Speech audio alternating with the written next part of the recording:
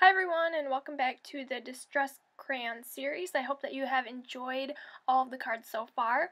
Today I'm going to be working with some embossing paste and the Distress crayons. So I'm starting with a piece of Tim Holtz watercolor cardstock that I taped down to my nonstick craft sheet, and then I'm using this abstract stencil from My Favorite Things, and I'm just using a little bit of washi tape to adhere that down because it's really hard to kind of work with the embossing paste and the stencil if you're holding the stencil with one hand. It's just easier to spread it if it's really stuck down into place. So I'm using some white embossing paste, and I'm just going to cover this entire piece of cardstock with the embossing paste, trying to get a smooth, even coverage. And then once I am done, I can go ahead and pick up my stencil, and then I let that dry completely.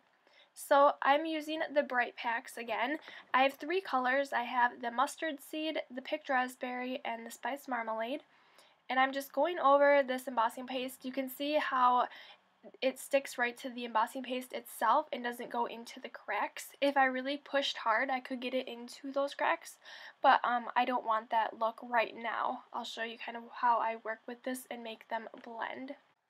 So I'm starting with the mustard seed, and you can see how I added that onto the cardstock. I'm just creating my own little pattern because I am going to be blending these colors out a little bit with some water. So I'm just scribbling this on here, and the crayons go on really smooth, especially on to the embossing paste. So the last color I'm using that Picked Raspberry, and I'm adding the bright colors. You want to work with colors that will blend together, so ones that are in the same color family. If you do work with, say, like a green and a purple or something, they tend to go muddy, so you want to work with colors that are going to blend, because when you're working with the distress crayons, you really want them to blend well. So I'm taking a little bit of water, and you can see how I'm taking my finger right now and I don't have any water on it, and it's blending pretty well. But once you add that water, it just really helps that color move and that pigment move and blend. So I'm adding quite a bit of water to my finger because I want that color to also blend into the cracks, and that's just going to help it be a little bit more fluid and get into those spaces. I'm also slightly overlapping the colors just so that they do blend together and flow nicely on the card front. And since I added the embossing paste plus water, it really helps to be working on a good watercolor cardstock.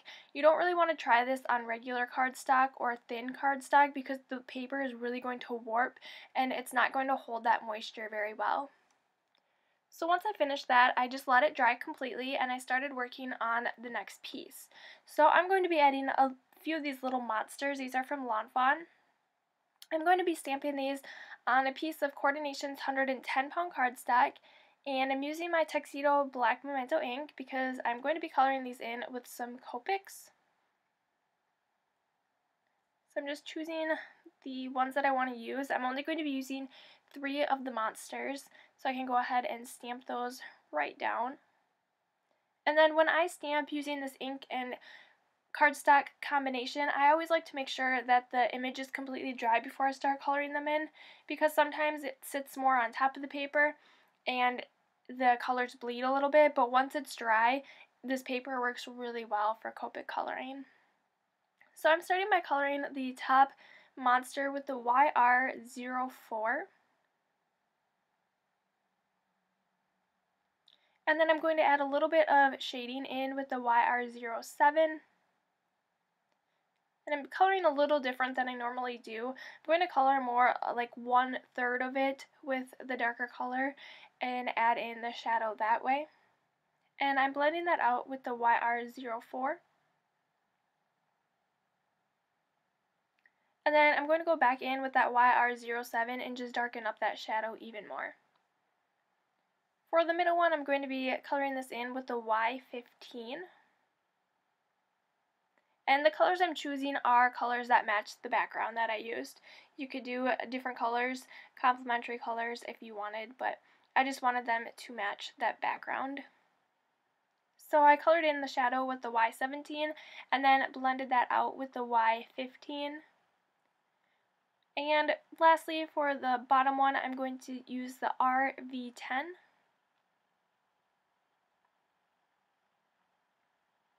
And then add a little bit of shading with the RV11. I'm not doing any fancy Copic coloring, just some basics and colors that you only need, or coloring that you only need 2 of each marker. So you don't need a whole collection of Copics to do this card. I die cut this oval from Lawn Fawn, and I cut off one of the ends because I want that to be on the edge of my card base. So I'm going to go ahead and stamp my sentiment on the bottom first.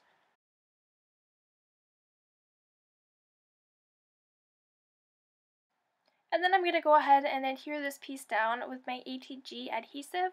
You want to use a strong adhesive when you are adhering this over the crayons and embossing paste because some of the tape runners will not stick.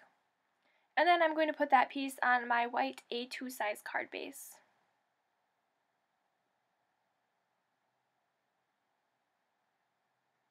And I'm just taking my cloth so that I can press down, make sure that it is fully adhered, and then I don't get any ink on my fingers. To adhere down the little monsters, I'm just using my 3D foam squares. I have the large ones from Best Creation, so I only need 1 foam square on the back of each of those little critters. And the ink, the crayon on top of the embossing paste, it does feel a little bit more tacky, but it is dried completely. If you're sending it into the mail though, it might like stick to the envelope or anything. I haven't really experimented with that yet, but it feels a little bit more tacky than just embossing paste. And I'm going over each of these monsters with my clear Wink of Stella glitter pen. It's just going to add a little bit of glitter to them. And then to the middle one, I'm going to add some glossy accents to the eye. The last step, I'm going to add some of the cotton candy sequins all around. These are such pretty sequins and they match perfectly with that pink in the background. And all of the supplies that I'm using on this card will be linked below.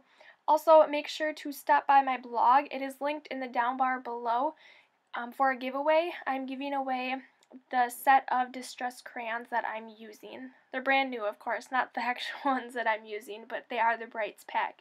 So you want to get entered to win those, especially if you haven't tried out any of the crayons yet.